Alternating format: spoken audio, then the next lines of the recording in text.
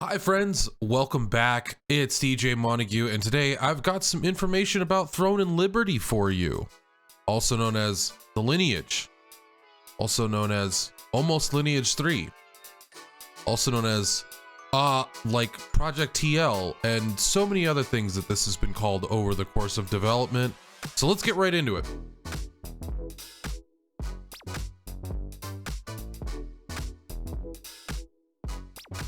I want to state here that this is also Google translated. This was originally in Korean and I don't speak Korean. So did a little Google Translate, and I'm going to try my best to extrapolate if there's any inconsistencies in the information given from Google Translate here. So let's get it started. Today we are looking at an article that came out on MTN. It's a Korean website that is for gaming news and other news sources. The article states that NCSoft will have a beta test at the end of May in North America and Korea. Whether that's at the same time is yet to be announced. And then also they are targeting a simultaneous global release in October for Throne and Liberty. Now we know that Amazon Game Studios is going to be the publisher in the West and also in Japan for Throne and Liberty, along with them taking on Blue Protocol as well. So now that will leave them with 4 MMOs in the space currently as their flagship games, being New World, Throne and Liberty, Blue Protocol, and Lost Ark, which is currently already released. NCSoft has set its first goal of releasing its next game, TL, which is Throne and Liberty, simultaneously globally with Amazon in October. Prior to this, at the end of May, NCSoft and Amazon will conduct a CBT closed beta test in Korea and North America respectively. Now, that could be the second to last week of May or the final week of May. I think it's a good shot that it's either those 2 weeks, because Diablo has said that they will be doing their own server slam test on the 12th through the 14th, which you just don't want to be a game releasing on that weekend because it's available for everybody, and in the best interest of Amazon and NCSoft going forward, they're going to want to avoid those dates. That's a primary reason, and you'll see here in this article, they go on to state initially an official release in May was likely, but considering the synergy of collaboration with Amazon and the existence of competing works to be released around the same time, such as Diablo 4, the release schedule was postponed. As the release schedule has been postponed for about a half a year, some in the company are concerned with the establishment of pay-as-you-go model, BM, in Throne and Liberty. The game will eventually turn into a Lineage-like type. Now, what this means is a couple different things. I'm a boomer, and I did play Lineage 2 when it came out.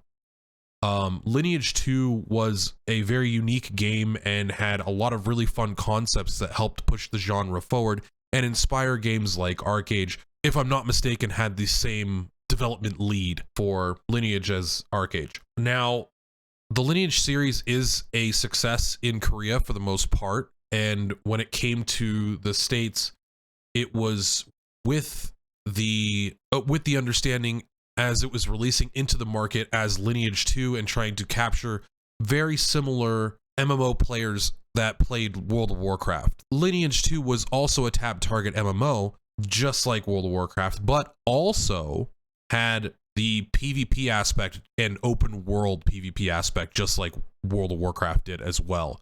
So I assume they were thinking back then it was going to be a massive hit, and it was a decent hit. It was a pretty fun game, and it did some stuff that World of Warcraft didn't even try to attempt to, really, and that is a siege simulator where you're able to take over territory and castles and have your guild be absolutely massive and have control of territory and have a taxing system. So by them saying Lineage-like, it's under my assumption that Throne and Liberty is trying to skirt this line of being the next successor to Lineage, but also doing something a little bit different. Now, you'll see in the gameplay that it's pretty much like I'm describing Lineage 2 while you're watching this. A lot of the stuff they've talked about is very akin to it. It goes on further. On the 20th, a source familiar with NC's situation quoted an insider's message and said, at the end of May, NCSoft and Amazon decided to conduct Throne and Liberty's closed beta test in Korea and North America, respectively. We set that as a priority, he said. So far, we haven't seen much information about Throne and Liberty in the West, other than a few trailers, a few screenshots here and there, showing an absolutely gorgeous game. No one's disputing that. But gameplay is very, very hard to come by. And they've only really had testing inside of Korea. And when that testing has happened, it's mostly been in person.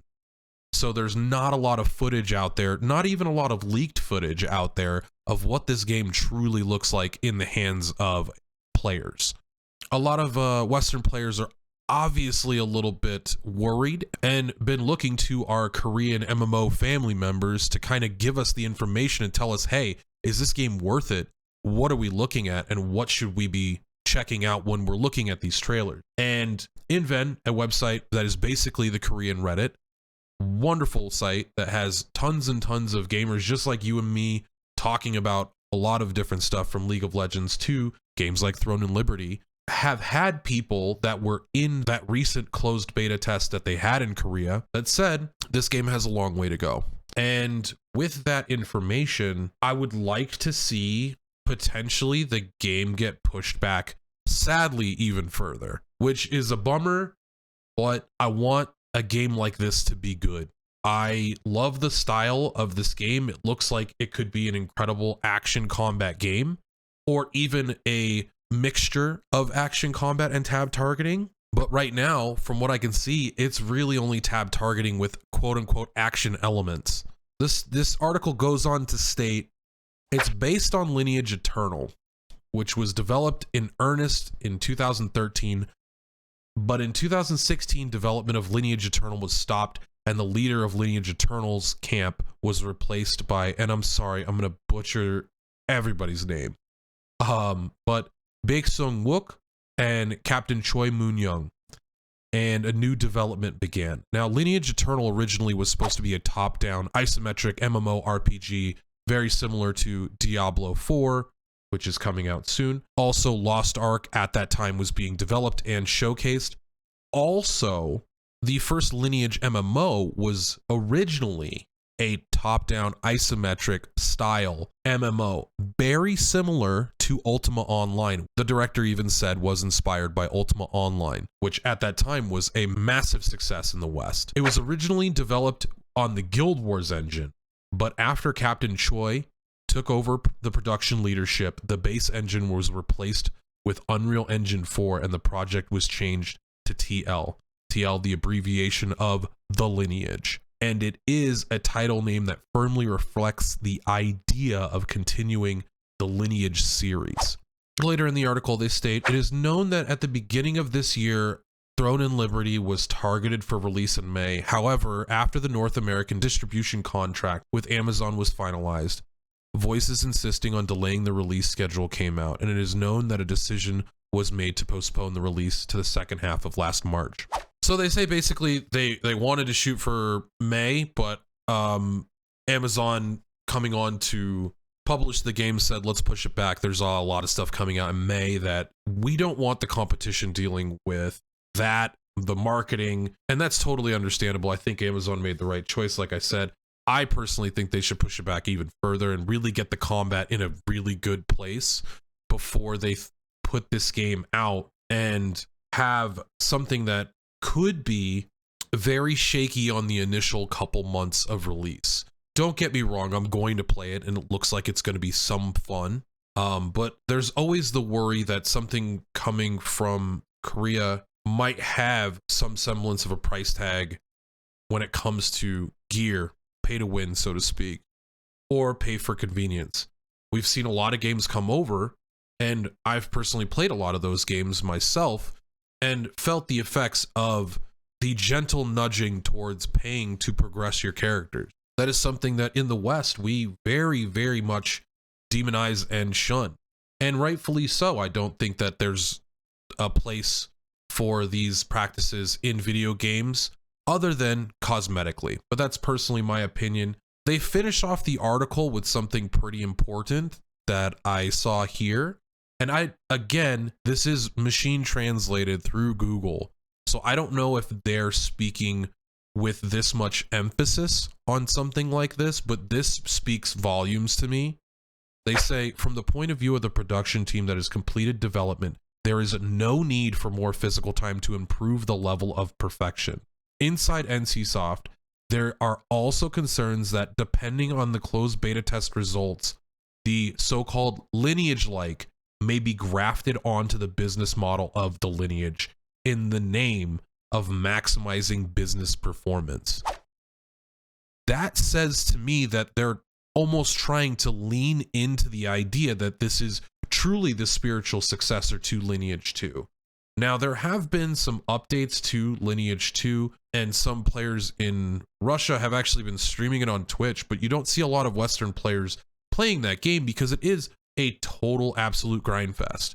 You go find monsters in a dungeon with a group of people, and you kill said monster several thousand times to go from level 65 to 70. Very similar to BDO, the level numbers and the amount of experience you need to get from one level to the next is sometimes astronomical, and in the later game becomes such a massive grind. And I don't think that the people that are marketing or talking about this in this article so far really understand how much of a bad taste Lineage 2 left in the West's mouth.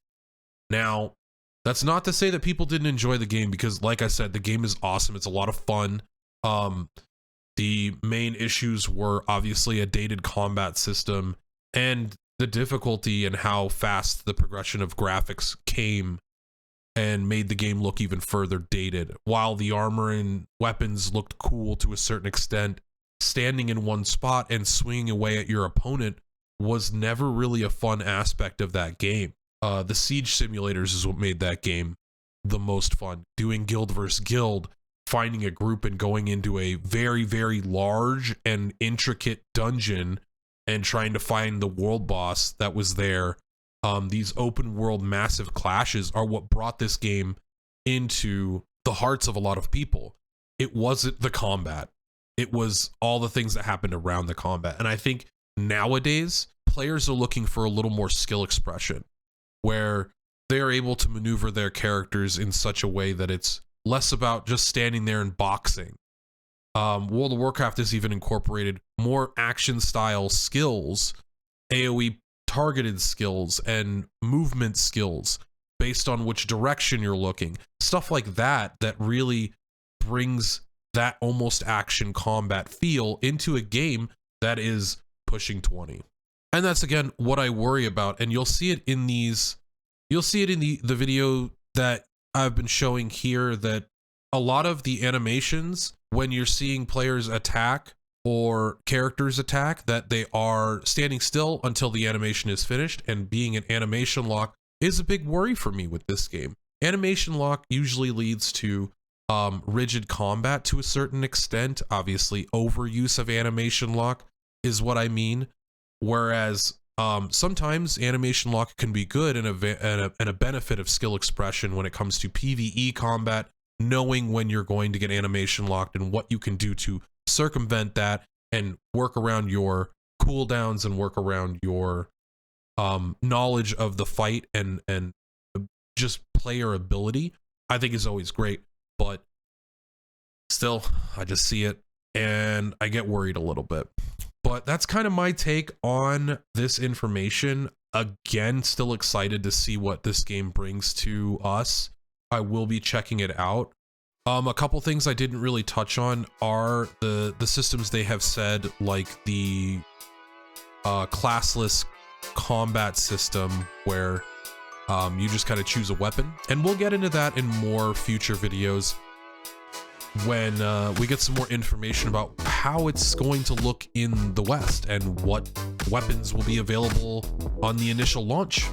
We'll go through all of that. So friends, thank you so much for checking this video out. Make sure you like, comment, and subscribe. If you want to see me broadcasting live, I'm pretty much live every day, at least once for 3 to 8 hours twitch.tv/DJ Montague. Come in, say hi.